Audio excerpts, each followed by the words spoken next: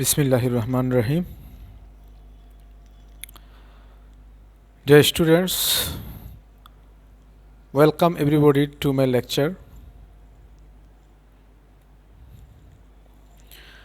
Before starting my class, I am going to introduce myself. This is Imran Hussain, BA Honours, MA English, lecturer English, Kumila Collectorate School and College.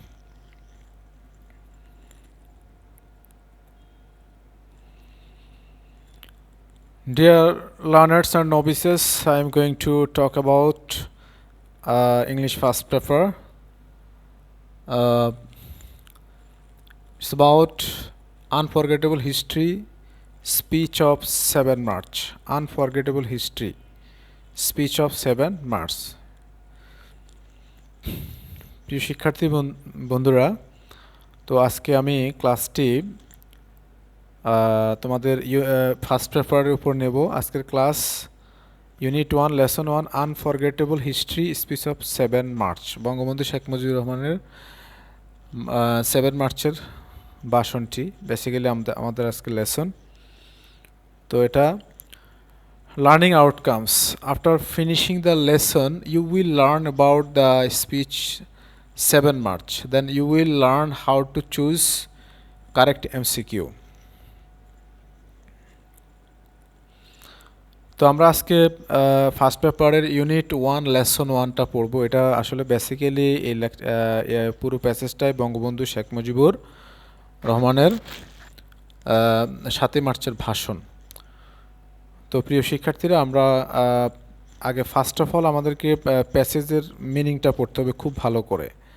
First of all we have to read out the passage with meaning. অর্থসহ খুব ভালো করে প্যাসেজটা পড়তে হবে। তো তোমরা জানো যে তোমাদের বোর্ড পরীক্ষায় তোমাদের 3টা প্যাসেজ থাকবে। From the passage you will get 30 in total 35 marks থাকবে। ফার্স্ট প্যাসেজ থেকে তোমাদের 15 মার্কস থাকবে, 15 নাম্বার থাকবে ফার্স্ট প্যাসেজ থেকে। তো ফার্স্ট প্যাসেজ এমসিকিউ থেকে 5 মার্কস থাকবে অ্যান্ড অ্যান্সারিং কোয়েশ্চেন থেকে you will have 10 marks. In total from first passage you will get 15 marks. তো আজকে আমরা ফার্স্ট প্যাসেজটা কীভাবে আমরা পড়বো, আমরা ফার্স্ট প্যাসেজ হিসেবে আমরা এই প্যাসেজটাকে পড়বো। আর প্যাসেজটা ইউনিট 1 লেসন 1-এর মূলত বঙ্গবন্ধু শেখ মুজিবুর রহমানের স্পিচ 7 মার্চের স্পিচটা। Let's begin. মাই ব্রাদার্স, ভাইরা আমার, আই স্ট্যান্ড বিফোর ইউ। এখানে I indicate Bangabandhu Sheikh Mujibur Rahman. I দ্বারা বঙ্গবন্ধু শেখ মুজিবুর রহমানকে বোঝাচ্ছে। I stand before you today with a heart overflowing with grief. তো আজকে আপনাদের সামনে আমি দাঁড়িয়ে আছি দুঃখ ভারাক্রান্ত হৃদয় নিয়ে। You are fully aware of the events. Award মানে অবগত, আপনারা বিষয়টি সম্পর্কে অবগত, বিষয়গুলো সম্পর্কে অবগত, দ্যাট আর গোয়িং অন, যেগুলো ঘটে যাচ্ছে, অ্যান্ড আন্ডারস্ট্যান্ড দেয়ার ইম্পোর্ট, এবং তাদের উদ্দেশ্য সম্পর্কে অবগত। We have been trying to do our best. আমরা সর্বাত্মক চেষ্টা করে আসছি। টু কোপ উইথ শব্দের অর্থ হলো তাল মেলানো। কোপ উইথ মানে হচ্ছে অ্যাডাপ্ট, তাল মেলানো, খাপ খাওয়ানো দ্য সিচুয়েশন। এই অবস্থার সাথে আমরা তাল মেলানোর চেষ্টা করে আসছি। অ্যান্ড ইয়েট, এবং তবুও আনফর্চুনেটলি, দুর্ভাগ্যক্রমে, the streets of Dhaka, Chittagong, Khulna, Rajshahi and Rangpur are awash with the blood of our brothers. দুর্ভাগ্যক্রমে ঢাকা, চিটাগং, খুলনা, রাজশাহী এবং রংপুরের রাজপথ আমাদের ভাইদের রক্তে রঞ্জিত হয়েছে। The people of Bengal now want to be free. বাংলার মানুষ এখন মুক্তি চায়। The people of Bengal now want to live. বাংলার মানুষ এখন বাঁচতে চায়। And the people of Bengal now want their rights. এবং বাংলার মানুষ এখন তাদের অধিকার চায়। বাংলার মানুষ এখন তাদের অধিকার চায়।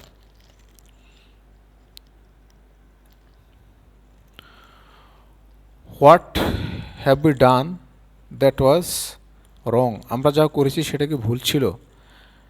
আফটার দ্য ইলেকশনস, নির্বাচনের পরে, the people of Bengal voted as one for me for the Awami League. নির্বাচনের পরে বাংলার জনগণ আমাকে ভোট দিয়েছে, দ্যাট মিনস আওয়ামী লীগকে ভোট দিয়েছে। We were to sit in the national assembly. আমাদেরকে জাতীয় ন্যাশনাল অ্যাসেম্বলিতে আমাদেরকে বসতে হয়েছিল। ড্রাফট এ কনস্টিটিউশন এবং সংবিধান রচনা করতে হয়েছিল। ফর আওয়ার সেলফস দেয়ার, আমাদের নিজেদের জন্য, and build the country, the people of this land would thereby get economic, political and cultural freedom, যেটা দ্বারা আমাদের দেশের জনগণ কি পাবে, উড গেট, তারা পাবে ইকোনমিক, অর্থনৈতিক, পলিটিক্যাল, রাজনৈতিক অ্যান্ড কালচারাল ফ্রিডম, এবং সাংস্কৃতিক মুক্তি তারা পাবে। But it is with regret that, কিন্তু এটা পরিতাপের বিষয় যে, এটা একটা পরিতাপের বিষয় যে, I have to report to you today that we have fast through 23 tragic years. এটা একটা পরিতাপের বিষয় যে আমাকে কি করতে, প্রতিবেদন করতে হচ্ছে আজকে আপনাদের সামনে যে we have fast through 23 tragic years, আমরা 23 বছরের করুণ ইতিহাস আমরা কি করেছি, 23 বছরের ট্রাজিক ইয়ার্স, করুণ বছরগুলো, 23 বছরের করুণ বছরগুলো আমরা অতিক্রম করেছি। Bengal's history of those years is full of stories of torture. ওই বছর বাংলার মানুষের ইতিহাস হচ্ছে, history of those years is full of stories of torture বা অত্যাচারের ইতিহাস। ইনফ্লিক্টেড, আরোপ করা, ইনফ্লিক্ট শব্দের তাহলে আরোপ করা, অন আওয়ার পিপল, যা আমাদের জনগণের উপর আরোপ করা হয়েছিল। Of bloodshed by them repeatedly, তাদের কর্তৃক বারবার কি করা হয়েছিল, রক্তপাত করা হয়েছিল। 23 years of history of man and women in অ্যাগনি, তো নারী পুরুষের যে 23 বছরের ইতিহাস ছিল, এটা ছিল অ্যাগনি, নারী পুরুষের আর্তনাদের ইতিহাস ছিল। বাংলার 23 ইয়ার্স ট্রাজিক ইয়ার্স, এই 23 বছরের ইতিহাস ছিল কি, করুণ ইতিহাস। The history of Bengal is the history of a people who have repeatedly made their highways crimson with their blood. Bangla মানুষের ইতিহাস হচ্ছে এমন ইতিহাস, who have repeatedly made their highways crimson, যারা বারবার কি করেছে, তাদের রাজপথকে রক্তে রঞ্জিত, উইথ দেয়ার ব্লাড, তাদের রক্তে রঞ্জিত করেছে, রক্ত দ্বারা রঞ্জিত করেছে। উই শেড ব্লাড ইন 1952, আমরা 1952 সালে কি করেছি, রক্ত ঝরিয়েছি। Even though we were the victors in the elections of 1954, 1954 সালের নির্বাচনে আমরা কি ছিলাম, ভিক্টরস বা বিজয়ী ছিলাম। We could not form a government then, আমরা তখন সরকার গঠন করতে পারিনি। 1958, 1900 কত সালে, 1958 সালে আইয়ুব খান ডিক্লার্ড মার্শাল ল, আইয়ুব খান কি করলেন, সামরিক আইন জারি করলেন, টু এনস্লেভ আস, আমাদেরকে দাসে পরিণত করতে, ফর দ্য নেক্সট 10 ইয়ার্স, পরবর্তী 10 বছরের জন্য। ইন 1966, 1966 সালে, when we launched the 6 point movement, যখন আমরা কি করলাম, 6 দফা আন্দোলন শুরু করলাম। Our boys shed dead on 7 June, আমাদের ছেলেদেরকে কি করা হলো, গুলি করা হলো, 7 জুন তাদেরকে গুলি করা হলো, when after the movement of 1969, 1969 আন্দোলনের পর Ayub Khan fell from power and Yahya Khan assumed the reins of the government, declared that he would give us a constitution and restore democracy. 1969 আন্দোলনের পর আইয়ুব খান ক্ষমতাচ্যুত হলেন এবং ইয়াহিয়া খান ক্ষমতা আসলেন। তিনি ঘোষণা করলেন যে হি উড গিভ আস, তিনি আমাদেরকে দেবেন, he would give us democracy, he would give us constitution, তিনি আমাদেরকে কি দিবেন, সংবিধান দিবেন, অ্যান্ড রেস্টোর ডেমোক্রেসি, এবং গণতন্ত্রকে ফিরিয়ে দিবেন। উই লিসেন টু হিম দেন, তারপর আমরা তার কথা শুনলাম। এ লট হ্যাজ হ্যাপেন্ড সিন্স, তারপর অনেক কিছু ঘটে গেল, and elections have taken place, এবং নির্বাচন হলো, অনেক কিছু ঘটে গেল এবং নির্বাচন হলো।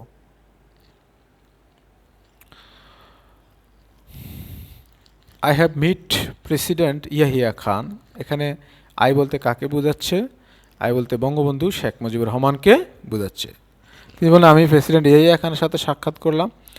I have made a request to him, আমি তাকে অনুরোধ করলাম, not only on behalf of শব্দের অর্থ অন বিহাফ অফ একটা ফ্রেজ, এর অর্থ হচ্ছে পক্ষে, অন বিহাফ অফ বেঙ্গল, শুধুমাত্র বাংলার মানুষের পক্ষে নয়, but also as the leader of the party which has the majority in Pakistan, পাকিস্তানের মেজরিটি পার্টির নেতা হিসেবে আমি তাকে কী করলাম, অনুরোধ করলাম। আই সেড টু হিম, আমি তাকে বললাম, you must hold the session of the national assembly on 15 January, আপনাকে অবশ্যই কী করতে হবে, 15 জানুয়ারির মধ্যে ন্যাশনাল অ্যাসেম্বলিতে বসতে হবে। But he did not listen to me, তিনি আমার কথা শুনেনি, he listen to mister Bhutto instead, তিনি বরং ভুট্টো সাহেবের কথা শুনলেন। At first he said that, তিনি বললেন যে the meeting would take place the first week of March, প্রথমে তিনি বললেন যে মার্চের ফার্স্ট উইকে মার্চের ফার্স্ট উইকে আমরা মিটিংয়ে বসবো। উই সেইড ফাইন, আমরা বললাম ঠিক আছে। We will be taking our seats, আমরা আমাদের আসন রাখবো ইন দ্য অ্যাসেম্বলি দেন, তারপর আমরা অ্যাসেম্বলিতে আমাদের আসন রাখবো। আই সেইড, আমি বললাম, we will carry out our discussions, আমরা আমাদের আলোচনা চালিয়ে যাব ইন দ্য অ্যাসেম্বলি, সভাতে। I went so far as to say that, আমি যতদূর বললাম, if anyone came up with an offer that was just, যদি একজনে আসে ন্যায়ের পক্ষে, ইভেন দো, এমনকি we were in the majority, যদিও আমরা সংখ্যাগরিষ্ঠ থাকি, we would agree to that offer, আমরা ওই অফারটিকে, ওই প্রস্তাবটিকে মেনে নিব, যদিও আমরা সংখ্যাগরিষ্ঠ থাকি, কিন্তু একজন যদি ন্যায়ের পক্ষে থাকে তাহলে আমরা ন্যায়টাকে কি মেনে নেব। তো সুপ্রিয় শিক্ষার্থীবৃন্দ, this is our passage. First of all, what you'll have to do, you have to read out the passage with meaning, with synonyms and antonyms. Synonyms এবং antonyms সহ খুব ভালো করে ফার্স্ট অফ অল তোমাকে প্যাসেজটা পড়তে হবে। তারপর আমরা এই প্যাসেজ থেকে এমসিকিউ টাইপটা শিখব, যে you will have 5 marks from MCQ. MCQ থেকে তোমাদের 5 নাম্বার থাকবে। তো 5 নাম্বার এমসিকিউ টাইপটা আমরা কীভাবে পড়ব, আমরা একটু we are going to talk about MCQ. Choose the correct answer from the alternatives. দেখো এমসিকিউটা তুমি কিভাবে অ্যান্সার করবে। তো এক্ষেত্রে দেখো first one is given the word launch means, launch শব্দটি দ্বারা কি বোঝাচ্ছে। তো এখানে নিচে 4টা অপশন দেওয়া আছে, এ বি সি ডি। তো তোমাকে দেখতে হবে যে আগে রুট ওয়ার্ড জানতে হবে। তুমি যদি জানো যে লঞ্চ শব্দের অর্থটা কি, তো এখন তোমাকে প্যাসেজে যেতে হবে। প্যাসেজে গিয়ে দেখো যে লঞ্চ শব্দটা কোন লাইনে আছে, লঞ্চ দ্বারা কি বোঝাচ্ছে। আসলে আমরা জানি লঞ্চ শব্দের অর্থ হলো শুরু করা, কি করা, শুরু করা। তাহলে এখানে আমরা নিচে যে অপশনগুলো আছে এগুলোর সাথে আমরা মিলিয়ে নেব। গো ফরওয়ার্ড, গো ফরওয়ার্ড মানে এগিয়ে যাওয়া। এরপর আছে সেট ফায়ার, সেট ফায়ার মানে আগুন ধরা। নো ফুট ইনটু ওয়াটার, পানি ঢালা। বিগিন, তাহলে বিগিন শব্দের অর্থ হলো শুরু করা। তাহলে লঞ্চের সাথে কোনটা মিলে গেল, বিগিনটা মিলে গেল। লঞ্চ এবং বিগিন একটু সিনোনিম শব্দ। তো dear students, dear learners, it here may be used comments হতে পারে, সিনোনিম শব্দ কমেন্টস হতে পারে, স্টার্ট হতে পারে, ঠিক আছে। তো আমরা এখান থেকে কি জানলাম, যে আমরা জানলাম যে আমাদেরকে কি করতে হবে, রুট ওয়ার্ডটা সম্বন্ধে জানতে হবে এবং ওয়ার্ডের সাথে ওটা সিনোনিম অ্যান্টোনিম সহ পড়তে হবে। লঞ্চ শব্দ অর্থ হলো শুরু করা, তাহলে এটা সিনোনিম শব্দ হলো বিগিন হতে পারে, স্টার্ট হতে পারে, কমেন্টস হতে পারে।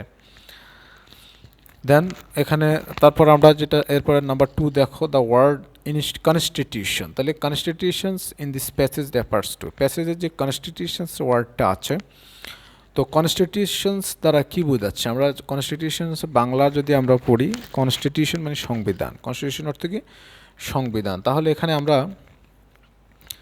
দেখো সংবিধান দ্বারা কোনটা মিলে, এখানে সংবিধান সাথে আমাদের 4টা অপশন আছে, কোনটা মিলে।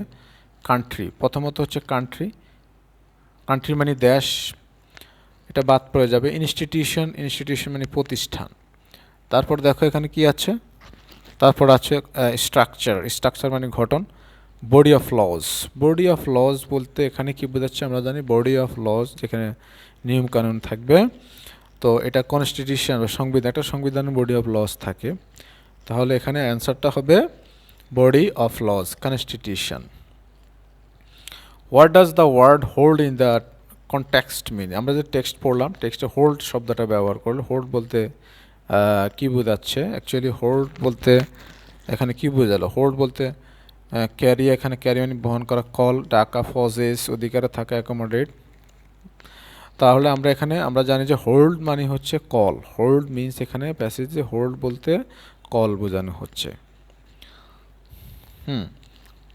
তো দেন নাম্বার 4 এখানে কি বোঝাচ্ছে দেখো, ফ্রেজ। দ্য ফ্রেজ কে come up refers to, come up দ্বারা কি বোঝাচ্ছে? তো কাম আপ দ্বারা এখানে আছে অপশন এতে আছে হলো গো, গো মানে হচ্ছে যাওয়া, তারপর আছে অ্যাপ্রোচ, অ্যাপ্রোচ, তারপরে হচ্ছে অকার, তারপরে টেক প্লেস, অকার মানে ঘটা, টেক প্লেস স্থান গ্রহণ। তাহলে কাম আপ মানে হচ্ছে আমাদের অ্যাপ্রোচ, কাম আপ মানে হচ্ছে আমরা এখানে কি বোঝাচ্ছে, অ্যাপ্রোচ বোঝাচ্ছে। তারপরে দেখো নাম্বার 5-এ যেটা আছে এটা হলো যা closest meaning of the word listen. তাহলে লিসেন শব্দের একেবারে ক্লোজেস্ট মিনিং কোনটা হবে? তো সেক্ষেত্রে আমরা লিসেন শব্দটা রুট ওয়ার্ডটার অর্থ যদি আমরা জানি, তাহলে লিসেন মানে শোনা, লিসেন মানে হচ্ছে শোনা। তাহলে কোনটা হতে পারে? এবার নিচের যে অপশনগুলো আছে অপশনগুলো মিলিয়ে দেখো। তো এখানে আছে হলো হিয়ার, হিয়ার মানে শোনা, নো মানে জানা, কাম মানে আসা, প্রমিস হলো প্রতিজ্ঞা করা। তাহলে আমরা লিসেন মানে শোনা এবং হিয়ার মানেও শোনা। তাহলে এটার সাথে মিলে গেল হিয়ার। কোনটা মিলে গেল? হিয়ার মিলে গেল, সিনোনিম শব্দ। তো ডিয়ার স্টুডেন্টস, এখানে আমাদেরকে যেটা তাহলে আমরা এখান থেকে কি শিখলাম? তো আমরা এখান থেকে যেটা জানলাম যে firstly you have to read out the phrases with meaning, knowing synonyms and antonyms, the root words related to the synonyms and antonyms. root word এর synonyms শব্দটা কি হবে, antonyms কি হতে পারে, এগুলো জেনে আমরা পড়বো। তাহলে আমরা easily we will be able to answer properly in the script, খুব ইজিলি আমরা কি করতে পারবো, অ্যান্সার করতে পারবো। তো এখন এবার আমরা একটু টেক্সচুয়াল প্যাসেজের সাথে আমরা এমসিকিউ টাইপটা একটু মিলিয়ে দেখি। দেখো নাম্বার 1-এ আমাদের যেটা আছে যে দ্য ওয়ার্ড লঞ্চ মিনস। তো লঞ্চ শব্দটা প্যাসেজে কোথায় আছে? আমরা যদি একটু ব্যাকে যাই, ব্যাকে গেলে আমরা দেখতে পারবো প্যাসেজটাতে, দেখো যে লঞ্চ শব্দটা কোথায় আছে, কত নাম্বার প্যারাতে আছে দেখো। তোমার এখানে লঞ্চ কোথায় আছে?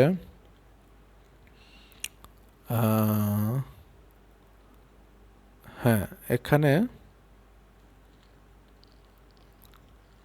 হ্যাঁ এখানে 1 2 3 4 5 6 নাম্বার লাইনে দেখো, in 1966, in 1966 when we launched 6-point movement our voyage short dead on 7 June. এখন দেখো 1966 সালে যখন আমরা 6 দফা আন্দোলন শুরু করলাম, লঞ্চ শব্দটা থেকে শুরু করা।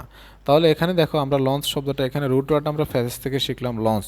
তো লঞ্চ শব্দটা তাহলে যাত্রা করা, শুরু করা, এটার সাথে তুমি পড়তে পারো স্টার্ট, সিনোনিম শব্দ, তারপরে এটার সাথে বিগিন, কমেন্স, এগুলো হতে পারে। তো এইভাবে আমরা প্যাসেজ থেকে রুট ওয়ার্ডটা জেনে যখন আমরা পড়বো, তো আমরা ইজিলি অ্যান্সার করতে পারবো। দেখো এমসিকিউতে আমরা যদি এখন আমরা এমসিকিউতে গিয়ে দেখি যে আমাদের এখানে 1 নম্বরে ওয়ার্ড লঞ্চ মিন্স। তো লঞ্চ মিন্স কোনটা? আমরা যদি জানি যে লঞ্চ শব্দের অর্থ হলো শুরু করা, তাহলে এখানে গো ফরওয়ার্ড হলো এগিয়ে যাওয়া, সেট ফায়ার আগুন ধরানো, ফুট ইনটু ওয়াটার পানি ঢালা, তাহলে বিগিন। তো বিগিন হচ্ছে কি করা? লঞ্চ বা যাত্রা করা বা স্টার্ট করা, শুরু করা। তারপরে দেখো কনস্টিটিউশন।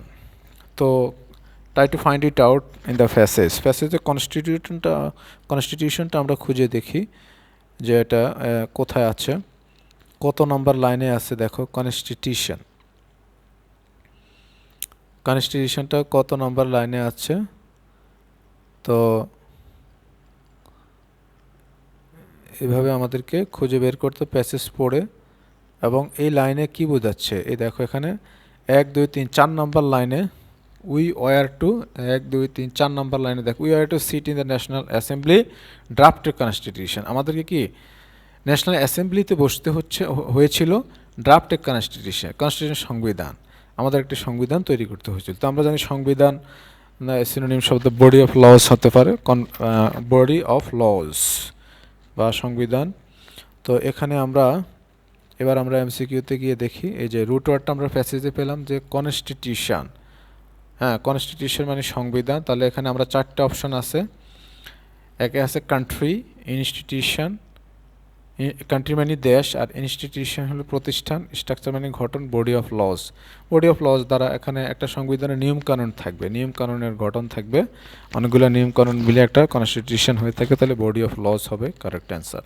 এভাবে করে ডিয়ার স্টুডেন্টস আমরা যেটা শিখলাম যে আমরা এভাবে টেক্সচুয়াল স্টাডি করব, টেক্সটের আপনার প্যাসেজের প্রত্যেকটি ওয়ার্ডের অর্থ জেনে জেনে আমরা উইথ সিনোনিমস অ্যান্টোনিমস সহ রুট ওয়ার্ড জেনে ভালো করে পড়বো, then we will be able to answer properly in the script, তাহলে আমরা খুব সহজেই অ্যান্সার করতে পারবো। তারপর তোমাদের হোমওয়ার্ক দেওয়া হলো, তোমরা এই প্যাসেজটা পড়ার পরে বাংলা অর্থ জেনে পড়ার পরে তোমরা যে কাজটা করবে, আগে ফার্স্ট অফ অল যে হোমওয়ার্কটা থাকবে, আমি তো প্যাসেজ বাংলা অর্থ বলে দিয়েছি, তোমরা বাসায় খুব ভালো করে read out the passage with meaning, খুব অর্থ সহ খুব ভালো করে সিনোনিমস অ্যান্টোনিমস সহ পুরো প্যাসেজটা তোমাকে ভালো করে পড়তে হবে। পুরো স্পিচটাতে কিন্তু তিনভাবে পরীক্ষা আসে, তিনটা প্যাসেজ পরীক্ষা আসতে পারে। আর আজকে আমি যেটা পড়ালাম অ্যাজ এ ফার্স্ট প্যাসেজ হিসেবে পড়ালাম, অ্যাজ এ ফার্স্ট পেজ হিসেবে তোমাদের এমসিকিউ থাকবে, এমসিকিউ 5 মার্কস থাকবে এবং 10 মার্কস থাকবে তোমাদের অ্যান্সারিং কোয়েশ্চেন। দেন তোমাদের 2 নম্বর যে হোমওয়ার্ক থাকবে, try to solve answering question, তাহলে অ্যান্সারিং কোয়েশ্চেন 10 মার্কস থাকবে, তো অ্যান্সারিং কোয়েশ্চেনটা তোমরা সলভ করো। এভাবে প্যাসেজ থেকে আগে কোয়েশ্চেনটা পড়বা কী বোঝাচ্ছে, তারপর প্যাসেজে যাবে, প্যাসেজে কত নম্বর লাইনে এটা বোঝাচ্ছে ওই লাইনটাকে আন্ডারলাইন করে লাইনের অর্থটা জানবে, জানার পরে তোমাকে ওইটা ইউজ করতে হবে। এভাবে করে যদি তুমি প্যাসেজটা ভালো করে পড়ো, তাহলে সব কিছুই তোমার জন্য ইজি হয়ে যাবে। তো সুপ্রিয় শিক্ষার্থীবৃন্দু, we have already completed our Unit 1 Lesson 1 speech of 7 March.